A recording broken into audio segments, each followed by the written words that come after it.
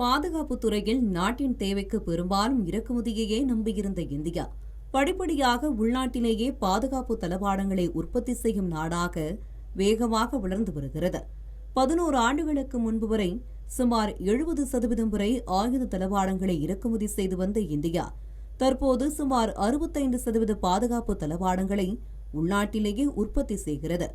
2013-14 நிதியாண்டில் 686 கோடி ரூபாயாக இருந்த நாட்டின் பாதுகாப்புத்துறையின் ஏற்றுமதி 2025-26 நிதியாண்டில் 38,424 கோடி ரூபாயாக அதிகரித்துள்ளது. இது கடந்த 12 ஆண்டுகளில் 5,500% அதிகமான வளர்ச்சியாகும். பொதுத்துறை நிறுவனங்களின் பாதுகாப்பு ஏற்றுமதி 151% உயர்ந்துள்ள நிலையில் தனியார் பாதுகாப்புத்துறையின் ஏற்றுமதி பங்களிப்பு 14% அதிகரித்துள்ளது. மேக் இன் இந்தியா திட்டம் மற்றும் பாதுகாப்புத் துறையில் தன்னிறைவை அடைவதற்கான முயற்சிகள் ஆகியவையே இந்த கூடுதல் வளர்ச்சிக்கு முக்கிய காரணமாக அமைந்துள்ளன.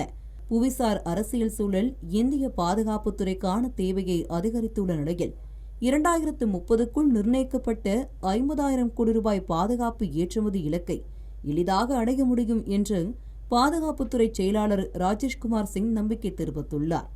குண்டு துளைக்காத உடைகள் மற்றும் தலைக்கவசங்கள் முதல் பிரம்மோஸ் அல்லது ஆகாஷ் போன்ற சிக்கலான ஏவுகணை அமைப்புகள் வரை பல்வேறு வகையான ராணுவ உபகரணங்களை ஏற்றுமதி செய்யும் 145 நிறுவனங்கள் இந்தியாவில் உள்ளதாக குறிப்பிட்டுள்ள ராஜேஷ்குமார் சிங், இந்தியாவின் பொதுத்துறை பாதுகாப்பு நிறுவனங்களுக்கும் அதிகளவிலான ஏற்றுமதி ஆர்டர்கள் கிடைத்து வருவதாக தெரிவித்துள்ளார். வழக்கமான பீரங்கி குண்டுகள் மற்றும் வெடிமருந்துகளுக்கான தேவை அதிகம் உள்ளதால் உலகளாவிய புவிசார் அரசியல் குழப்பங்களால் போர் பதற்றங்களும் அதிகரித்து வருகின்றன.